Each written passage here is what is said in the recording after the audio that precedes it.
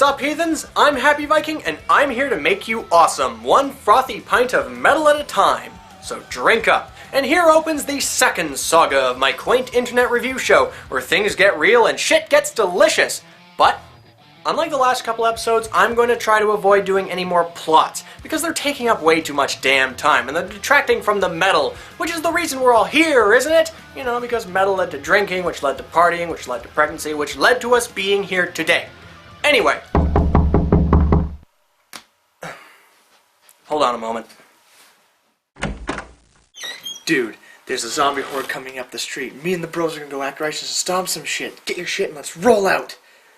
That sounds like a plot, guys. I don't want to get tangled up in that right now. But it's gonna be fun. We've got Molotov cocktails and everything. Oh, Molotov cocktails. You guys know me so well. I can't, man. I'm sorry. But sorry about all that. Where was I? Ah yes, metal. Metal, metal, metal. We are trimming the fat and getting back to basics, which, coincidentally, is something that a lot of metalheads are doing. Perhaps you sexy people have heard of a little something called the new wave of traditional heavy metal. For those of you that haven't, it's basically that a bunch of bands nowadays are doing what White Wizard is doing.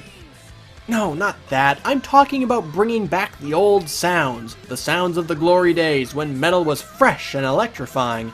You know, the 80s. The good decade. Unlike the 90s, which sucked. The 90s was when everything wild and awesome about the 80s died. The 90s took away old Metallica and gave us new metal. The 90s was when feeling good went out of fashion and feeling bad was in vogue. With the exception of Slew, Fag, and Pantera, the whole decade was a wash.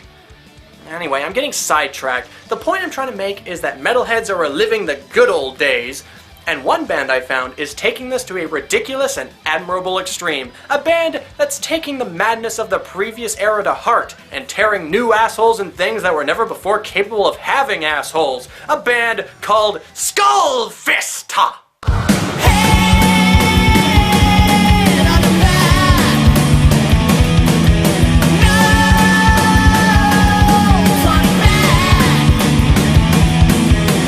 Skull Fist is a denim and hairspray-fueled fireball of overwhelming force from the 1980s, screeching its way across the night sky like an orgasming banshee. Everything good and hilarious about heavy metal from the 80s is here. All the glitz, glamour, and glory of our olden days returns to us like blazing cargo on a crazy train. All aboard, you knuckleheads! These rough-and-tumble Toronto boys belted out like goddamn champions with a wicked combination of speed metal intensity and hair metal wailing.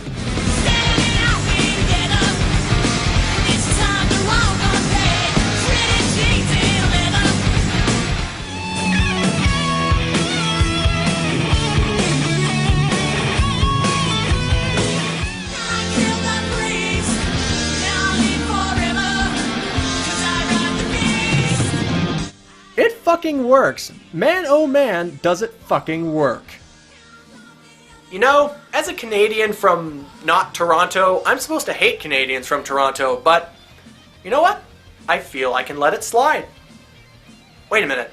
Anvil's from Toronto! Oh my god, my unreasonable nationalism has proven to be my undoing!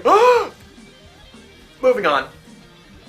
Now, when it comes to Skull Fist, you gotta remember one name, Jackie Slaughter. This screaming demon, along with a blue-blooded gentleman of noble birth, Sir Shred, founded Skull Fist. With a basic lineup, the young band put out an aptly named demo, simply titled No False Metal. There would be a lot of shuffling bandmates, including the good sir himself, unfortunately, but Jackie continued to rally troops for his rock and roll retinue, and the band eventually released an EP in 2010 called Heavier Than Metal. Jackie spent a lot of time promoting the band and the EP, sending copies absolutely everywhere, including to Rock the Nation, an annual contest for unsigned metal bands, which they won. Jackie didn't know a damn thing about the contest, he just wanted to spread the EP. When he got word back in an email that they won, he was all like, whoa, really? Cool, forgot about that one. Since Jackie didn't know much about the award, he didn't know how big a fucking deal this was. Looking more into it, he realized that Skullfist went up against 2,000 other bands, and their glorious victory secured them a record deal with Noise Art Records. Fucking A. So they got their shit together and recorded a legit debut album, Head of the Pack. No, sorry, Head Oov the Pack. See, you gotta keep an eye on those umlauts, because if we can't use diacritics properly, we're no better than animals. Skullfist. Okay, maybe you guys have noticed it by now, but I'm a little obsessed with names. And of all the ones I've seen, good God, Skullfist is the cheesiest by far. And I've seen some doozies, let me tell you. Powerwolf, Power Quest, White Wizard, with 2 Z's, yet against stiff competition, Skullfist wins out. Congrats, guys. They're aware of it, though. The story is that Jackie and Sir Shred were getting drunk and watching Black Roses, and Jackie said to Shred, "Hey, man. You know what would be the greatest album cover ever? The Earth in a skull fist. I mean a scat. You know what I mean." I don't really exaggerate that. Jackie himself stated that he was too drunk to say skeleton at the time. Can't blame him, that's a lot of syllables, man. Also a lot of BAC. But regardless, the name does its job. It's silly, yet simultaneously kick-ass, and it also has that old-school flavor to it that you get from band names like Angel Witch or Diamond Head. It's nostalgic is what it is. And, as I mentioned before, nostalgia is the whole point. The 80s was a special time for metal, and it makes sense that so many bands are trying to relive it. It was like the rock and roll renaissance. Everything was metal back then. Unlike nowadays, where everything sucks. The 80s was when the standard action hero was a Teutonic bodybuilder with a scrotum full of gunpowder, and not a bunch of weedy liberal arts majors in trench coats like you get nowadays. The 80s was exciting, over the top, and invigorating, and that's exactly what Skullfist brings to the table. Fist-raising, wicked, crazy, guitar-blazing ballads to ballsiness and bravery. Can't stop running, gotta keep running.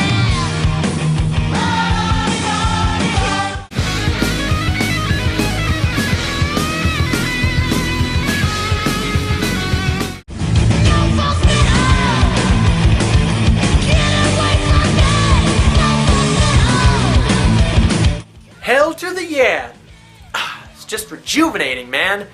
I wasn't around for the 80s, but I sure do feel nostalgic for it. Wait, aren't I supposed to be an immortal? So... never mind, you know what I mean. I would have thrived in the 80s. It was a simpler time, man, when bright colors were manly, when alcoholism was a fact of life, and when being a groupie was a noble and treasured profession. Speaking of groupies, I feel I should probably bring up the babes of Skullfist. Yeah, Skullfist has a slew of gorgeous, curvaceous, scantily clad heavy metal models that help sell their merchandise for him. No, I'm not going to show you any pictures, because I'm a professional, and this is a professional show. You're gonna burn your hand. Turn it a little more, turn it. Ow, it's burning! These guys are a different story. Did I mention Skullfist loves to party? It's kinda ridiculous, and I don't mean party as in ridiculous bender, that's child's play. I mean party like putting staples through your cheeks and getting smacked in the dick for a free t-shirt. These guys are insane. In fact, no offense to Skullfist, but their own music doesn't quite work here. I'm gonna replace it with something a little more apropos.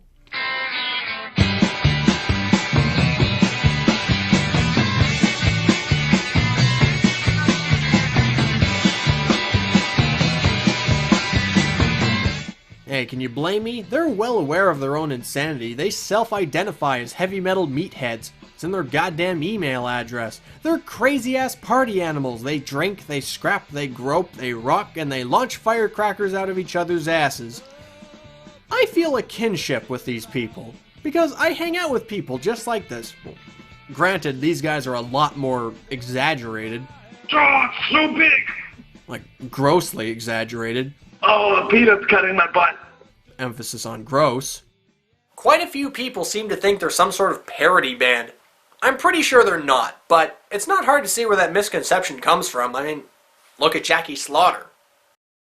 He looks pretty ridiculous. The whole band looks kind of cartoonish. They've adopted so much 80s fashion into their look, sound, and attitude that it almost seems like an elaborate parody of heavy metal, similar to how some people see Manowar. And in some ways, Skullfist actually has a lot in common with Manowar, such as peculiar fashion, ludicrous energy, lack of range, vague homoeroticism.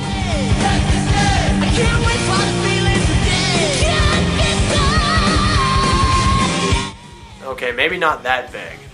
Skullfist emulates the era a little too closely for their own good, and it hamstrings them a bit. All of their songs are fist-pumping metal anthems. All of them. Very good anthems, mind you, no doubt about that. However, when you want something more, these guys got nothing for you. These guys lack something in the way of versatility, which I think stems from their lack of maturity. That's nothing. I want to see. Now, I don't mean behavioral maturity. It's quite possible to be successful while being a big dummy, as Johnny Knoxville has repeatedly shown us. I'm talking about musical maturity. There's only so much you can do with a belly full of beer in a hotel room full of broken glass. You need a wide range of topics to draw upon in order to be successful and maintain the interest of an audience. Even Andrew WK doesn't sing about partying all the time. Sometimes he sings about chicks. Or Gundam. The point is, you gotta be versatile, otherwise you come across as a one-trick pony with loud clothes and a lackluster logo. The logo actually has a story behind it. As I mentioned before, the name Skullfist came from a drunken Jackie Slaughter describing the perfect album cover. Now, a couple days after that, he bought a banana yellow t-shirt. Probably after another night of drinking, I don't know. But he bought the t-shirt, he got a marker, and he scribbled Skullfist onto it in the most boss font he could manage. And that's pretty much how the logo came to be. Jackie drew it up when he was drunk off his ass. So, in a way, the logo is actually perfect. It tells you pretty much all you have to know about Skullfist. That they play hard, and they rock hard, and they have a lot of fun doing what they're doing. Now, I never want to be one of those pompous-ass music critics who needs everything to be sublime and meaningful and other such words they pull out of their butt. No, all they require is a legitimate, all-consuming passion for their craft. Does Skullfist have this? Yes, they do. They love the metal, and for that reason, I love them. If Anvil is like Spinal Tap, then Skullfist is undoubtedly Wild Stallions. Excellent! Skullfist never claimed to be a sophisticated band with delusions of compositional supremacy. All they ever claimed to be were disciples of the metal, as it once was. When it was accessible, when it was simple, when it was unconcerned with clutter, class, and the crap ton of subgenres. They came around at a time when many felt this way, and when many felt the need to emulate their idols and remind everybody of their hard-partying 80s roots. Bands like Cauldron, Enforcer, Bullet, Ram, and many others. And when it comes down to judging their place amongst these big dumb party animals, Skullfist are at the head of the pack.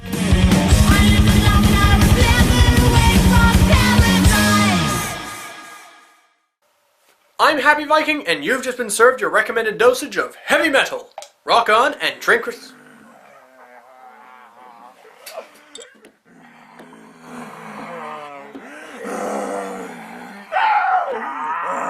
Oh, shit.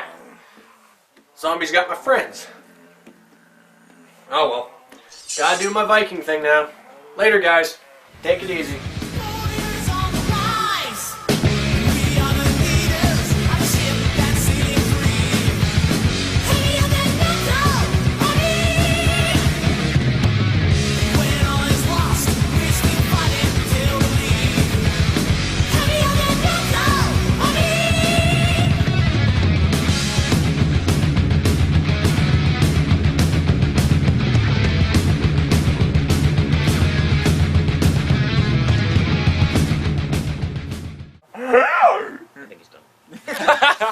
That was fantastic.